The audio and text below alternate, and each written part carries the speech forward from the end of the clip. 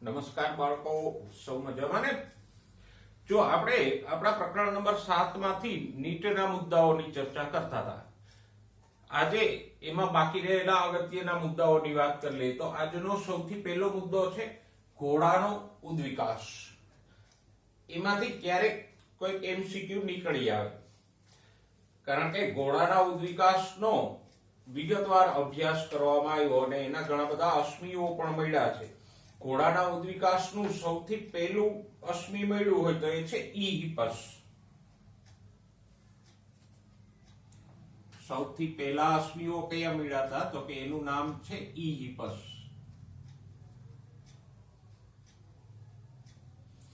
અને આ ઈહિપસ ને પછી હાયરેકોથેરિયમ નામ આપવામાં આવ્યું. એનું નામ બદલીને હાયરેકોથેરિયમ કરી દેવામાં આવ્યું.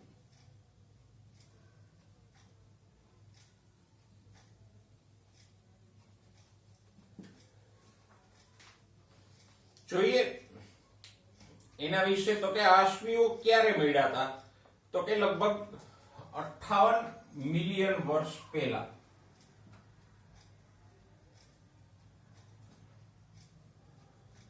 MYA તમે જાણો છો, મિલિયન યર એગો. એનું કદ કેટલું હતું તો કે શિયાળા જેવું, એટલે કે 0.4 મીટર.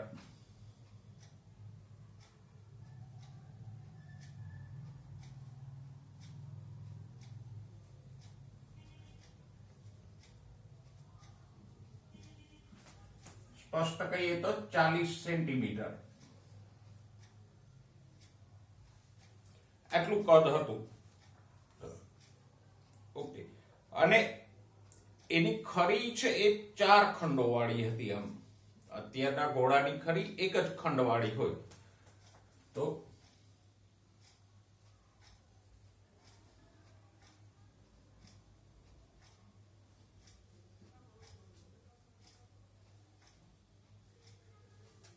ખરી એટલે તો કે ગાય, ભેંસ, ઘોડા વગેરેમાં પગના છેડે જે કાળાશ પડતો નક્કર ભાગ હોય એને શું કહેવાય? ખરી. તો ઘોડામાં એ એક સળંગ એક જ ખંડની બનેલી હોય. Okay, next. બીજા છે મેસોહિપસ. બીજા જે અશ્મિઓ મળ્યા કે જે ઈહિપસ કરતા વધારે વિકસિત હતા એને નામ આપવામાં આવ્યું મેસોહિપસ.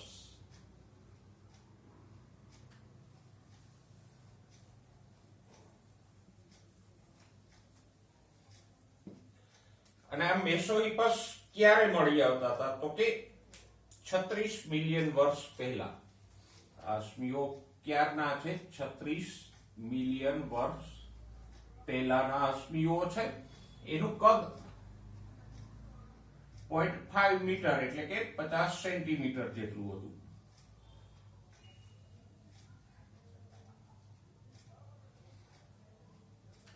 અને એની ખરી 3 ખંડો વાળી હતી.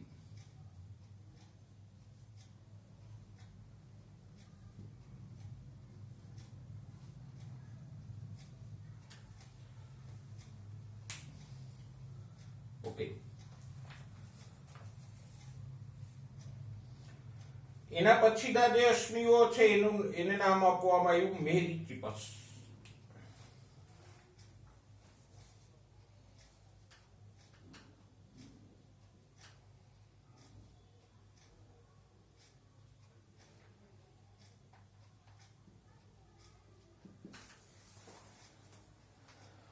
અને આ મેરિચિપસ ક્યારે મળી આવતા હતા તો કે 25 મિલિયન વર્ષ પહેલા ના સમયમાં એના અસ્થિઓ મળી આવ્યા.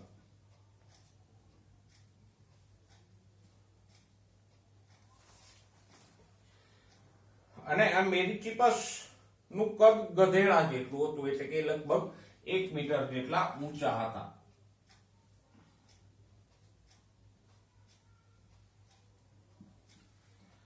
અને એની ખરી પણ 3 ખંડો વાળી જ હતી.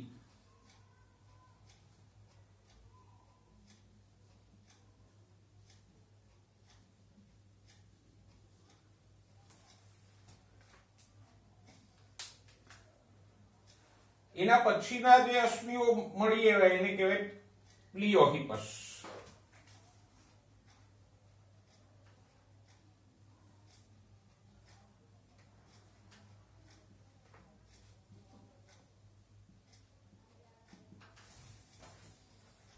અને આ પ્લિયોહિપસ 13 મિલિયન વર્ષ પહેલા મળી આવતા.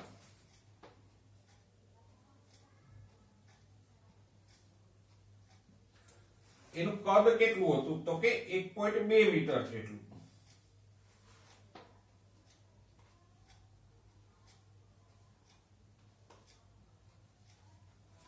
અને ખરી હવે સળંગ એક જ ખંડની થઈ ગઈ. આધુનિક ઘોડામાં જોવા મળે છે એવી એક જ ખંડવાળી. ગાય કે ભેંસમાં 2 ખંડોવાળી ખરી હોય. ઓકે, અને છેલ્લા છે ઇકસ.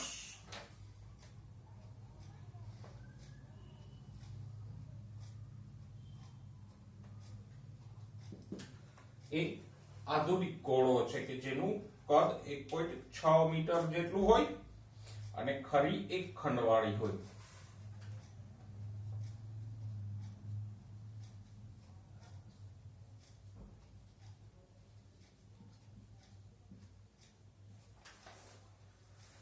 એ લગભગ 1 મિલિયન વર્ષ પહેલા અસ્તિત્વમાં આવ્યા.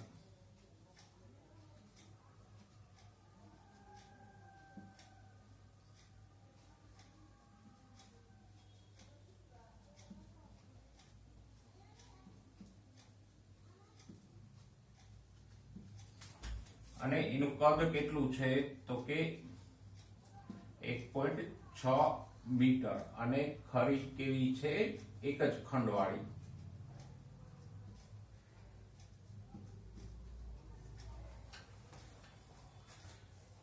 તો ઘોડાના આ રીતે આપણને વિસ્તૃત અશ્મિઓ મળે છે એક પછી એક ક્રમશઃ.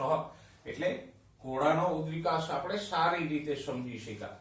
પણ ઘણા બધા પ્રાણીઓ એવા પણ છે કે જેના આમ ક્રમશઃ અશ્મિઓ નથી મળતા. એટલે એનો ઉદ્વિકાસ સમજવામાં આપણને હજુ પણ વૈજ્ઞાનિકોને મુશ્કેલી પડે છે. તો આપણે ઘોડાના ઉદ્વિકાસની વાત કરી. આમાં શક્ય એટલું ટૂંકાણમાં અને જરૂરી એટલી જ આપણે ચર્ચા કરી છે. તો આ મુદ્દાઓને તમારી નોટમાં નોંધીને યાદ રાખજો. બરાબર દોસ્તો, હવે જોઈએ જીઓલોજીકલ ટાઈમ સ્કેલ. ભૂસ્તરશાસ્ત્રીઓએ પૃથ્વીની ઉત્પત્તિથી લઈ અને આજ સુધીના સમયને અલગ અલગ ખંડોમાં વિભાજિત કર્યો છે.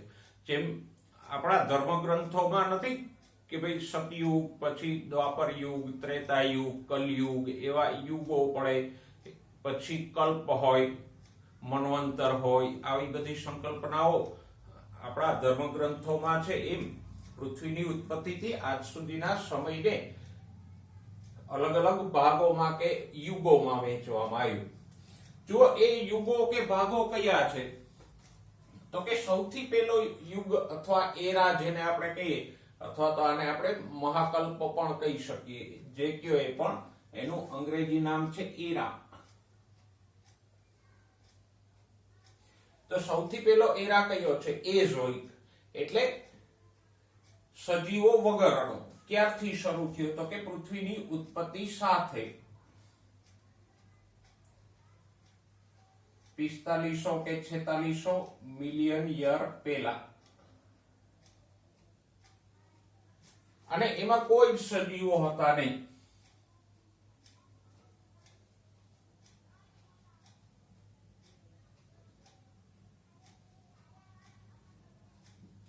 એટલે કોઈ ફોસિલ્સ પણ મળી આવતા નથી. ઓકે, નેક્સ્ટ છે આર્કિયોઝોઇક, કે જેમાં પ્રાથમિક કક્ષાના આદિકોષ કેન્દ્રી સજીવો ઉત્પન્ન થયા. અને એ ગાળો ક્યાંથી શરૂ થયો તો કે 3500 મિલિયન યર અથવા 3.5 બિલિયન યર પહેલા. અને આ ગાળામાં જ પહેલો સજીવ ઉત્પન્ન થયો લગભગ 4 બિલિયન વર્ષ પહેલા. અને પછી આદિકોષ સજીવો અસ્તિત્વમાં આવ્યા. પણ એના કોઈ અશ્મિઓ મળી શકતા નથી, કારણ કે બધા એક કોષીય હતા અને એમાં કોઈ એવી કઠણ રચનાઓ નહોતી સખત કે જે અશ્મિ સ્વરૂપે સંચય પામે. પછી છે પ્રોટેરોઝોઇક. પ્રોટેરોઝોઇક યુગમાં અપૃષ્ઠવંશીઓ અને સુકોષ કેન્દ્રીયોનો ઉદ્ભવ થયો. પ્રોટેરોઝોઇક નો સમયગાળો કયો છે? તો કે 3000 મિલિયન વર્ષ પહેલા.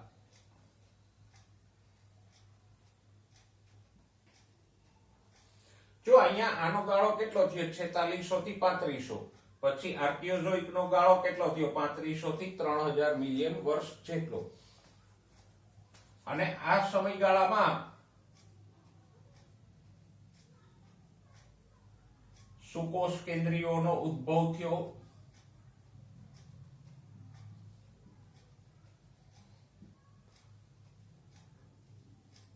અને શરૂઆતના અપૃષ્ઠવંશીઓ અસ્તિત્વમાં આવ્યા.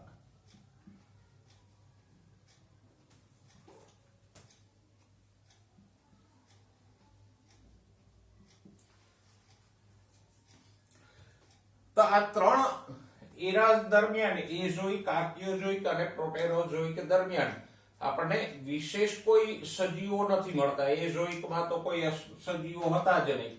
આર્કિયોઝોઇક યુગમાં સજીવો ઉત્પન્ન થયા. કયા યુગમાં? આર્કિયોઝોઇક યુગમાં સૌથી પહેલો જીવ ઉત્પન્ન થયો. અને પ્રોટેરોઝોઇકમાં સૌથી પહેલા સુકોષ કેન્દ્રીયો ઉત્પન્ન થયા. પણ એની આપણને વિશેષ માહિતી નથી, કારણ કે શરૂઆતના સજીવો છે નાના અને પાણીમાં રહેનારા હતા.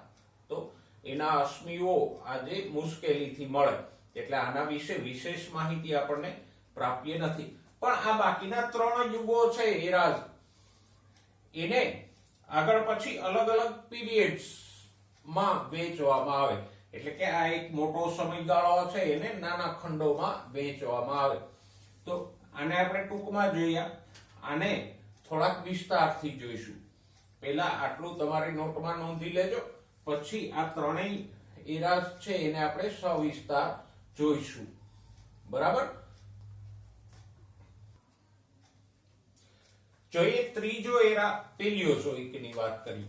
પણ હવે આગળ જે એરાઓ છે એને પીરિયડ્સ નામના નાના ખંડોમાં વહેંચવામાં આવ્યા. તો પેલિયોઝોઇક એરાનો પહેલો પીરિયડ કયો છે? તો કે કેમ્બ્રિયન પીરિયડ, એટલે સમયગાળો. હો, પેલો ને બાયોલોજીનો પીરિયડ ને કેમિસ્ટ્રીનો પીરિયડ એમ.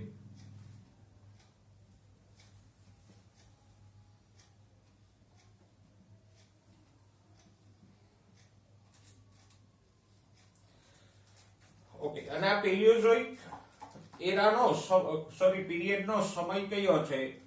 તો કે 570 મિલિયન યર્સ અગાઉથી એ શરૂ થયું.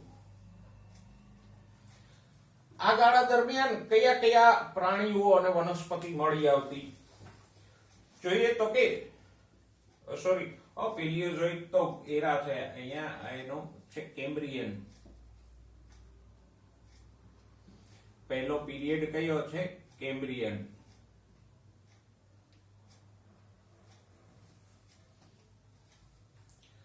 અને આ ગાળા દરમિયાન કયા સજીવો મળી આવતા? તો કે મોટા ભાગે અપૃષ્ઠવંશીઓના બધા જ સમુદાયના સજીવો મળી આવતા.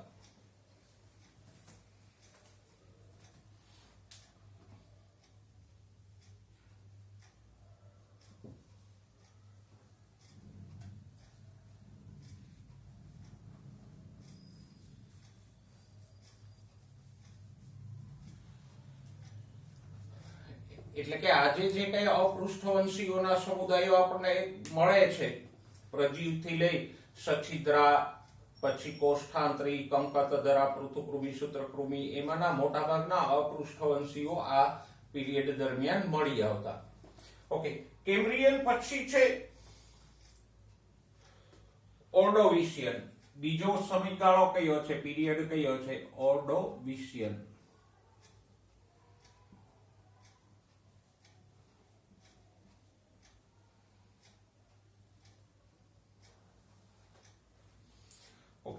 એ ક્યારથી શરૂ થયો તો કે 500 મિલિયન વર્ષ પહેલાથી.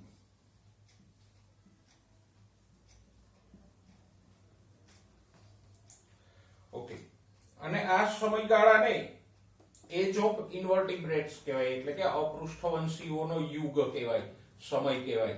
કારણ કે આ સમયગાળા દરમિયાન અપૃષ્ઠવંશીઓ સારી રીતે વિકાસ પામ્યા અને ફૂલ્યા ફીલા.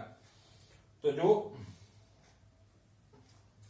સાથે સાથે વર્ટિબ્રેટ્સ એટલે પૃષ્ઠવંશીઓ જેવા કે માછલીઓ વગેરેનો પણ વિકાસ થયો.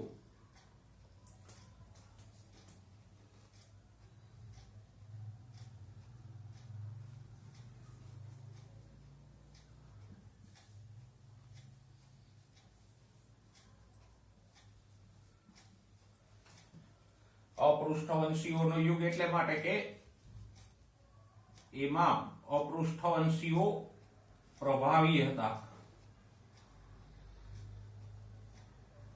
પણ મત્સ્ય જેવા પૃષ્ઠવંશીઓ એટલે કરોડસ્તંભ વાળા પ્રાણીઓનો પણ ઉદ્ભવ થયો આ સમયગાળા દરમિયાન. તો આને ખાસ યાદ રાખજો, પૃષ્ઠવંશીઓનો ઉદ્ભવ ક્યારે થયો? 500 મિલિયન વર્ષ પહેલા થયો. ઓકે, એના પછીનો સમયગાળો છે સિલ્યુરિયન.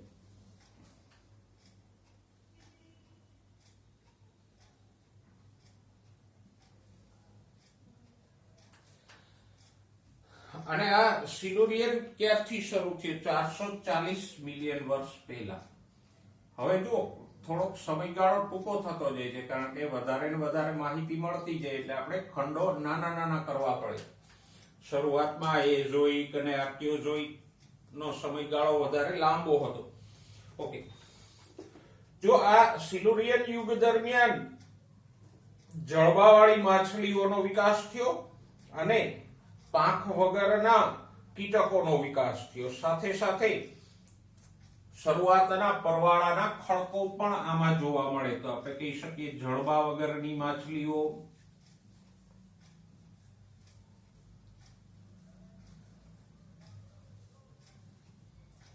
જેને આજે આપણે ચુસમુખા કહીએ, પછી પાંખ વગરના કીટકો,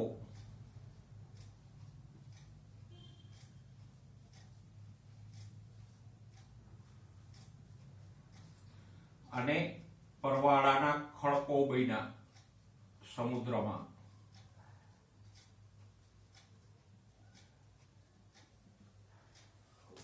આ સમયગાળા દરમિયાન વનસ્પતિના પણ અશ્મિઓ મળી આવે.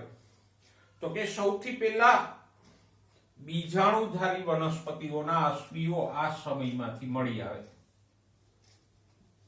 બીજધારી વનસ્પતિઓ હજુ નહોતી વિકસી, પણ ત્રિઅંગી જેવી બીજાણુધારી વનસ્પતિઓ વિકસી હતી.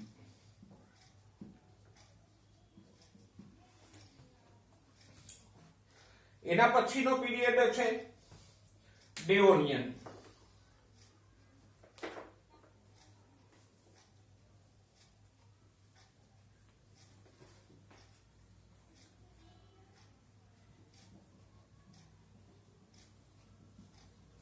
કે જે 400 મિલિયન વર્ષ પહેલા શરૂ થયું.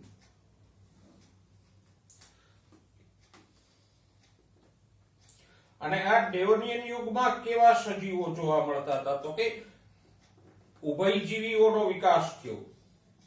પછી માછલીઓની વધારે પ્રજાતિઓ જોવા મળે છે, અને કરોળિયાઓનો વિકાસ થયો કીટકોમાં. તો કે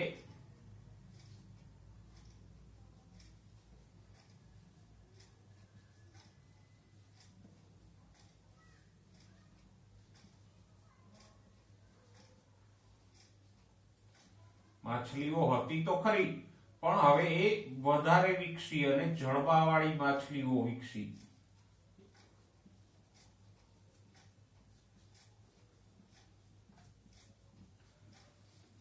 કીટકોમાં તો કે કરોળિયાઓનો ઉદ્ભવ થયો.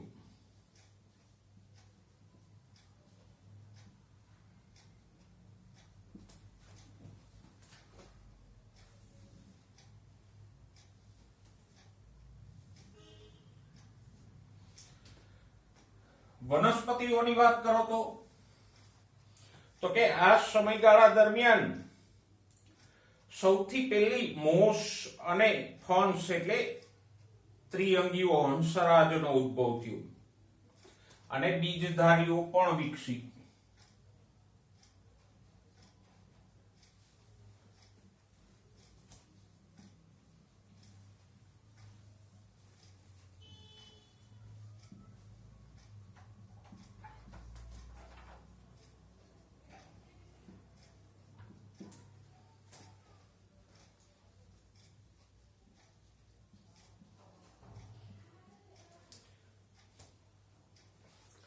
ઓકે, નેક્સ્ટ ડેવોનિયન પછીનો સમયગાળો પીરિયડ છે કાર્બોનિફેરસ, કે જે લગભગ 350 મિલિયન વર્ષ પહેલાથી શરૂ થાય.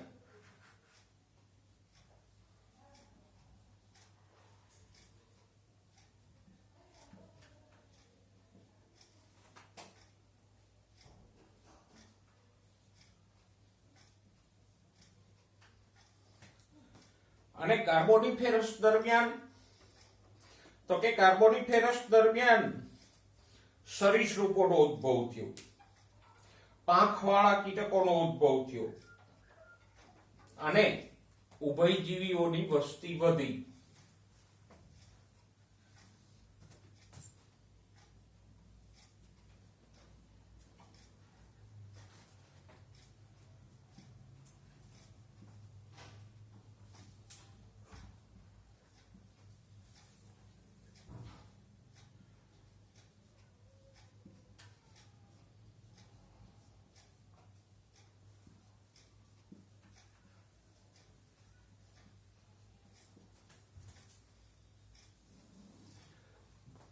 વનસ્પતિઓમાં કોણ હતા કાર્બોનિફેરસ દરમિયાન? તો કે ટ્રી ફંક્સ એટલે કે મોટી વૃક્ષો જેવી હંસરાજ અને ઘણા બધા જે હંસરાજો મરી ગયા એમાંથી કોલ ફોર્મેશન એટલે કોલસાઓ બન્યા. પણ આપણા માટે મહત્વનું છે વિશાળ ત્રિઅંગીઓ, કે જેને આપણે હંસરાજ કહીએ. એ પૃથ્વી ઉપર પ્રભાવી હતી, આ ટ્રી ફંક્સ.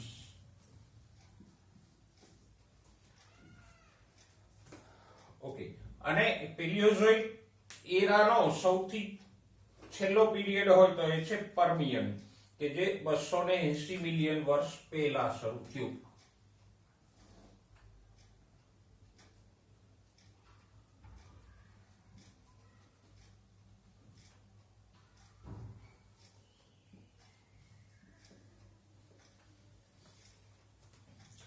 ઓકે, પર્મિયન દરમિયાન પ્રાણીઓ કયા હતા? તો કે પ્રાણીઓમાં સસ્તનોનો ઉદ્ભવ થયો, કે જે શરૂઆતના નાના નાના સસ્તનો હતા, છછુંદર જેવા. અને વનસ્પતિઓમાં તો કે કોનિફર્સ એટલે શંકુદ્રુમ વનસ્પતિઓનો ઉદ્ભવ થયો.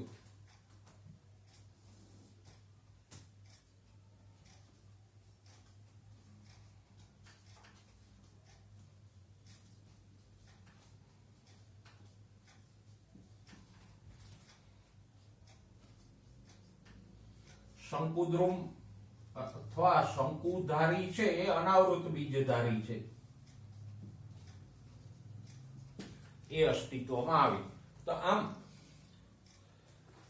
જીઓલોજીકલ ટાઈમ સ્કેલનો જે ચોથો એરા છે પેલિયોઝોઇક, એને આપણે આટલા પીરિયડ્સમાં વહેંચી શકીએ: કેમ્બ્રિયન, ઓર્ડોવિશિયન, સિલ્યુરિયન, ડેવોનિયન અને પર્મિયન. અને એ દરમિયાન ઘણા બધા સજીવોનો ઉદ્વિકાસ થયો. તો આપણે કહી શકીએ કે સજીવો મુખ્યત્વે ક્યારે અસ્તિત્વમાં આવ્યા? પેલિયોઝોઇક સમયગાળા દરમિયાન. કારણ કે એની આગળના જે એરા છે, સમયગાળાઓ છે, એમાં ખાસ એટલા કોઈ નોંધપાત્ર અને વિવિધતાવાળા સજીવો નહોતા. હવે જે મેસોઝોઇક એરાની વાત કરીએ તો મેસોઝોઇક એરાને સરીસૃપો અને અનાવૃત બીજધારીનો યુગ કહેવામાં આવે. કારણ કે આ યુગમાં ડાયનોસોર જેવા સરીસૃપો પ્રભાવી હતા અને વનસ્પતિઓમાં સાયકેડ્સ અને શંકુધારી અનાવૃત બીજધારીઓ પ્રભાવી હતી. એને 3 પીરિયડ્સમાં વહેંચવામાં આવે મેસોઝોઇક યુગને: ટ્રાયાસિક, જ્યુરાસિક અને ક્રિટેશિયસ. જ્યુરાસિકનું નામ આપણે દરેકે સાંભળ્યું છે. તો જો ટ્રાયાસિક દરમિયાન ડાયનોસોરનો ઉદ્ભવ થયો અને વનસ્પતિઓમાં સાયકેડ્સ અને શંકુધારી જેવી અનાવૃત બીજધારીના વિશાળ વૃક્ષો જોવા મળતા. જ્યુરાસિક સમય દરમિયાન તો કે એ બહુ ચર્ચિત સમયગાળો છે. એ દરમિયાન ડાયનોસોર્સ પ્રભાવી હતા. અલગ અલગ પ્રકારના ટાયરેનોસોરસ રેક્સ ને સ્ટેગોસોરસ ને એવા વિવિધ પ્રકારના ડાયનોસોરનો આ સમયગાળો છે. અને ડાયનોસોર સરીસૃપ હતા એટલે આપણે એને સરીસૃપોનો સમયગાળો પણ કહીએ.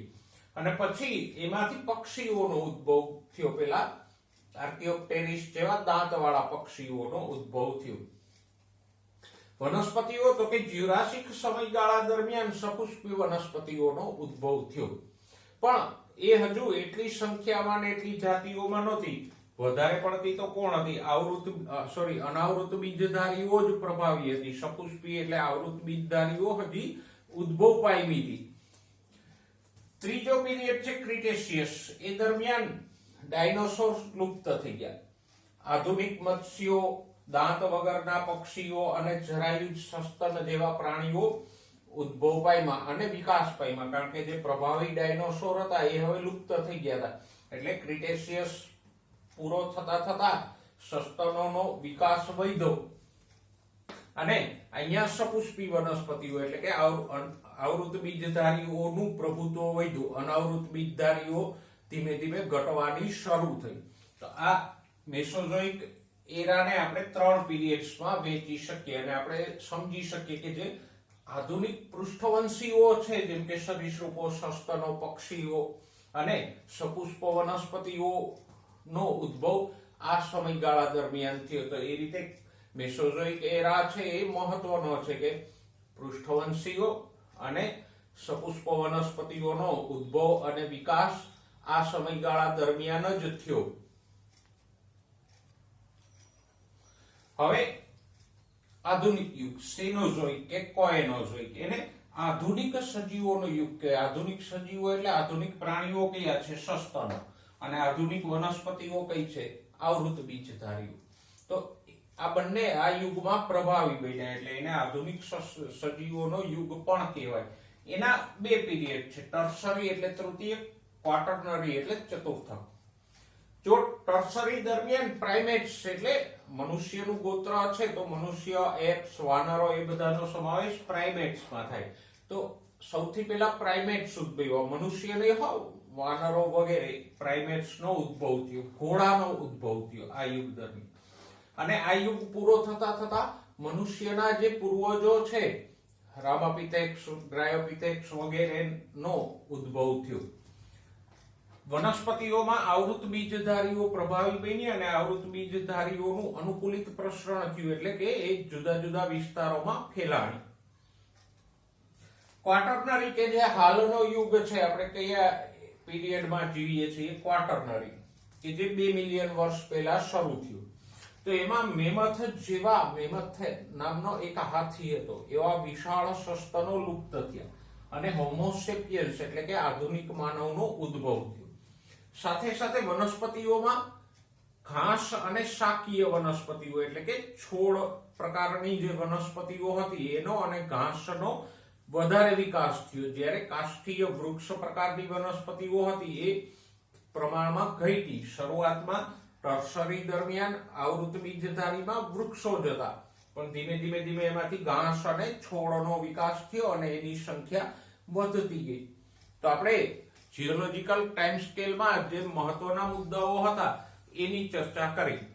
આમાંથી જે કઈ મહત્વનું હતું એ જ મેં તમને લખાવ્યું છે અને એને નોટમાં નોંધી લેજો અને યાદ રાખજો.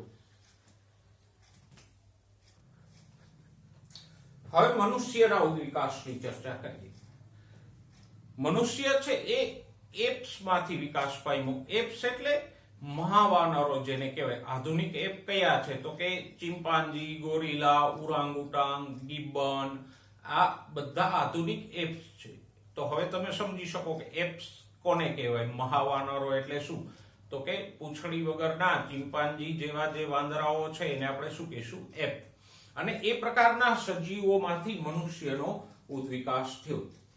આ જે એપ્સ હતા એ મૂળ વૃક્ષારોહી એટલે વૃક્ષો ઉપર રહેનારા હતા, પણ ધીમે ધીમે એ ખોરાકની શોધ માટે ને એમ જમીન ઉપર વધારે ને વધારે સમય ગાળવા માંડ્યા.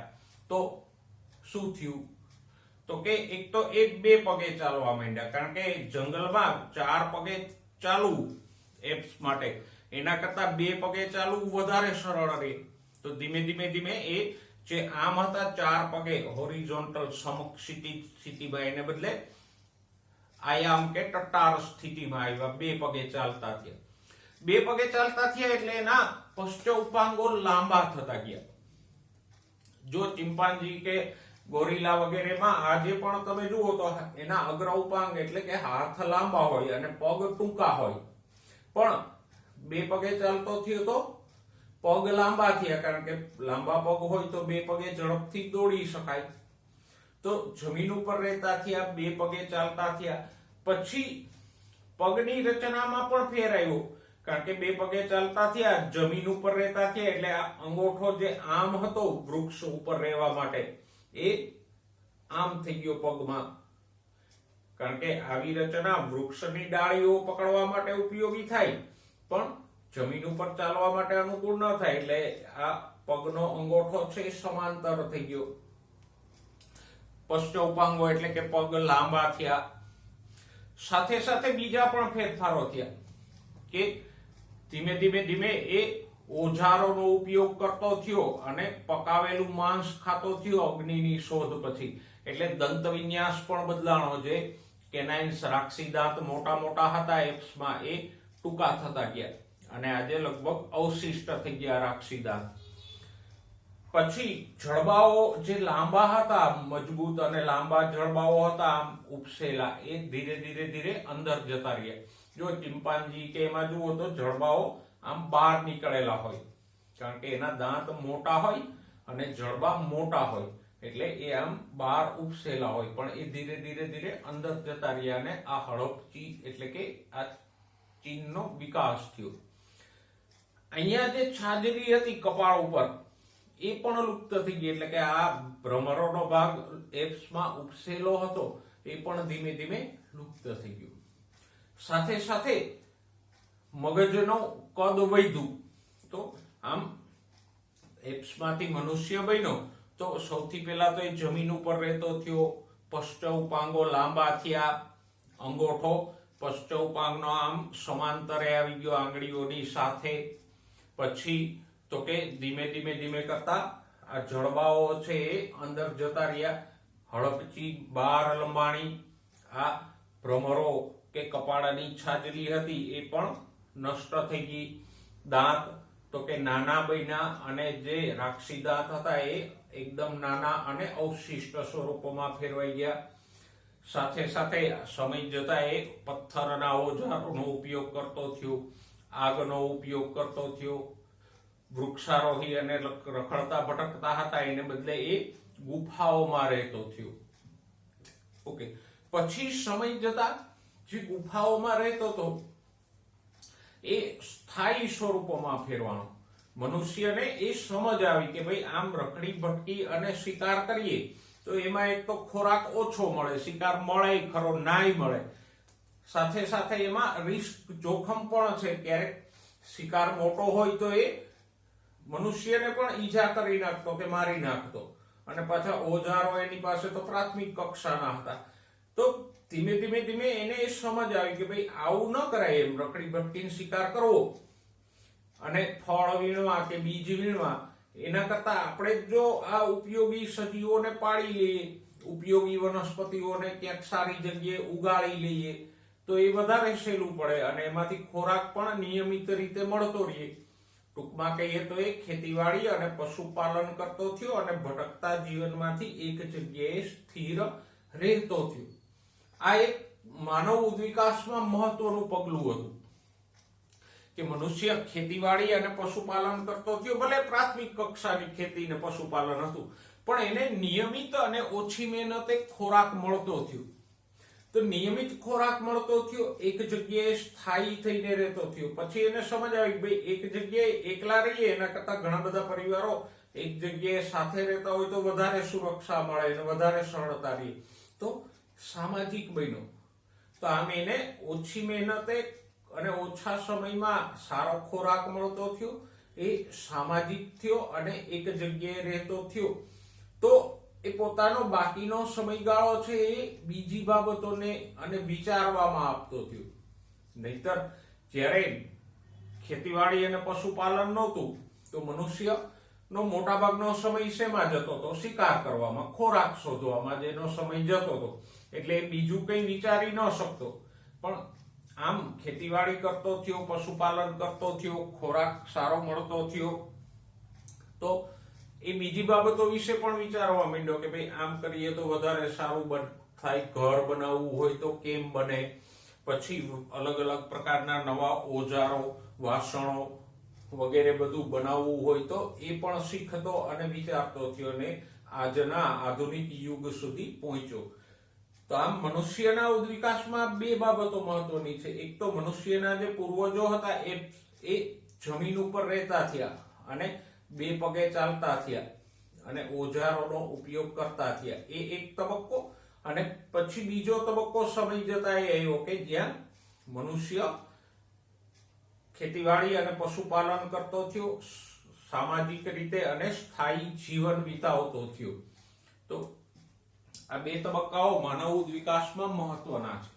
હવે માનવ વિકાસના અશ્મિઓની વાત કરીએ તો હ્યુમન એન્થ્રોપોલોજીમાં એક ઉક્તિ છે કે ભાઈ હ્યુમન એન્થ્રોપોલોજીમાં જેટલા સંશોધકો છે એના કરતા અભ્યાસ માટેના નમૂનાઓ ઓછા છે. કહેવાનો મતલબ એ કે માનવ ઉદ્વિકાસના અશ્મિઓ બહુ ઓછી સંખ્યામાં મળ્યા છે અને એ પણ ઘણા અશ્મિઓ એવા છે કે જેની વચ્ચે બહુ લાંબા સમયગાળાનો કે લક્ષણોનો ગેપ કે અવકાશ રહી જતો હોય, એટલે એ કળીઓ જોડવી આજે પણ મુશ્કેલ છે. એટલે આપણે કહી શકીએ કે આપણે મનુષ્યના ઉદ્વિકાસને 100% નથી સમજી શક્યા હજુ સુધી, કારણ કે અશ્મિઓના નમૂનાઓ જેટલા આપણને પ્રાપ્ત નથી થયા.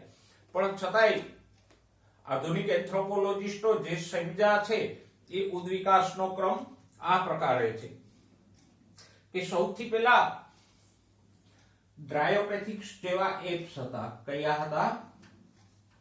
ડ્રાયોપેથિક્સ, કે જેનો ઉલ્લેખ તમારા પુસ્તકમાં પણ આપ્યો છે. અને ડ્રાયોપેથિક્સ કયા હતા? એપ્સ એટલે કે મહાવાનરો હતા, એ મનુષ્ય નહોતા. ઓકે.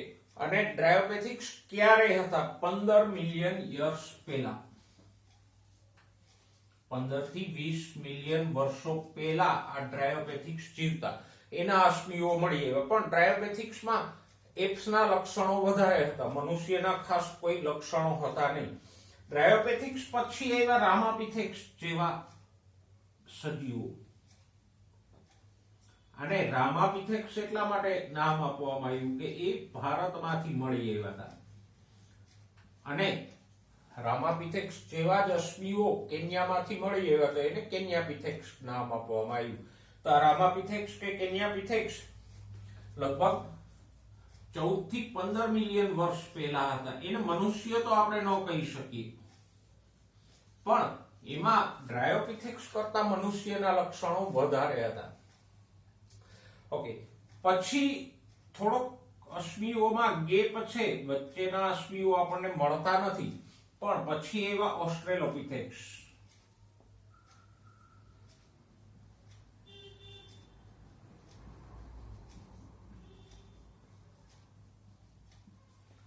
અને આ ઓસ્ટ્રેલોપિથેક્સ 5 મિલિયન વર્ષ પહેલા જીવતા.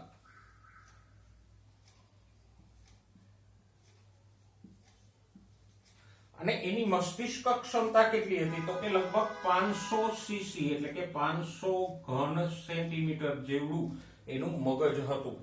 આધુનિક મનુષ્ય કરતા લગભગ ત્રીજા ભાગનું. ઓકે. પણ ઓસ્ટ્રેલોપિથેક્સ છે એ બે પગે ચાલતા અને જમીન ઉપર વધારે રહેતા. એમાં મનુષ્યના લક્ષણો વધારે હતા, એપ્સના લક્ષણો ઓછા હતા.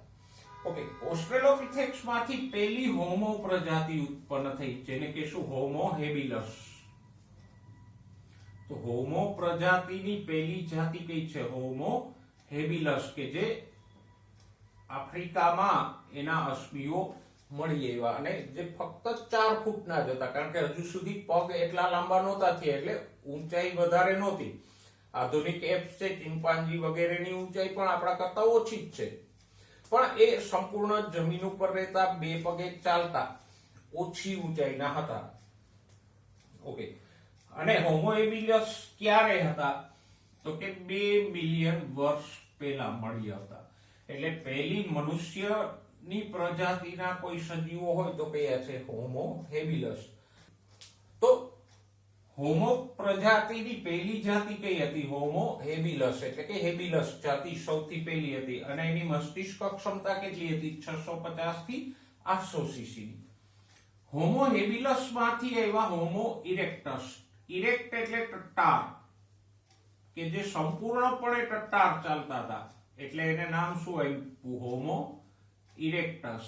અને હોમો પ્રજાતિની આ પહેલી જાતિ છે કે જેના અશ્મિઓ પણ સારી રીતે મળે છે, એને આપણે સારી રીતે જાણીએ છીએ અને એ આધુનિક મનુષ્યને સૌથી નજીક હતા. એમ આપણે કહી શકીએ કે સૌથી પહેલા મનુષ્ય હતા કે જે દેખાવમાં અને બીજી રીતે આધુનિક મનુષ્યને મળતા હતા. જો ઇરેક્ટસની મસ્તિષ્ક ક્ષમતા કેટલી હતી?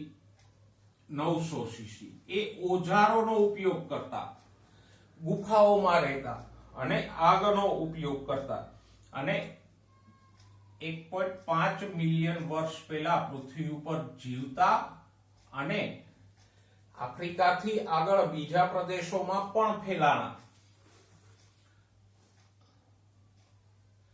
અને પછી એમાંથી જે નિએન્ડરથલ મેન, જેને હોમો નિએન્ડરથાલેન્સિસ પણ કહેવાય, અને બીજા અલગ અલગ પ્રદેશોમાં અલગ અલગ પ્રકારના મનુષ્યો વિકસા. એટલે કે હોમો ઇરેક્ટસ જુદા જુદા પ્રદેશોમાં ફેલાણા અને ત્યાં એમાં જુદા જુદા પ્રકારનો વિકાસ થયો, જેને આપણે આ એસ્મિઓને આપણે નિએન્ડરથલ મેન, ક્રોમેગ્નોન મેન એવા નામોએ ઓળખીએ. પણ સમય જતા હોમો ઇરેક્ટસ લુપ્ત થઈ ગયા અને એમાંથી જે જાતિ ઉદ્ભવી હતી હોમો સેપિયન્સ, એ પ્રભાવી બની. સેપિયન્સની મસ્તિષ્ક ક્ષમતા કેટલી હતી? તો કે 1450 સીસી જેટલી હતી.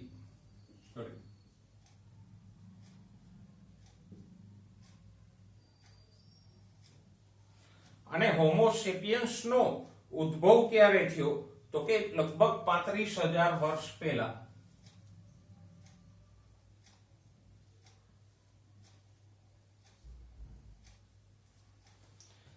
અને આધુનિક મનુષ્ય જે 10,000 વર્ષ પહેલા ખેતીવાડી અને પશુપાલન કરતો થયો અને સ્થાયી જીવન ગુજારતો થયો, એને આપણે શું કહીએ છીએ? હોમો સેપિયન્સ સેપિયન્સ. તો એ હોમો સેપિયન્સ ની જ એક ઉપજાતિ છે, હોમો સેપિયન્સ સેપિયન્સ. તો આ રીતે મનુષ્યના વિકાસના ક્રમની આપણે ટૂંકમાં ચર્ચા કરી અને મેં કીધું એમ વધારે માહિતી તો હજી વૈજ્ઞાનિકો પણ શોધે છે. તો આજે આપણે ચેપ્ટર 7 માંથી નીટ સંબંધિત જે મહત્વના મુદ્દાઓ હતા એની ચર્ચા કરી. નેક્સ્ટ ટાઈમ નવા પ્રકરણ સાથે ફરીવાર મળીશું. ત્યાં સુધી સ્વસ્થ રહો, મસ્ત રહો અને ભણવામાં વ્યસ્ત રહો.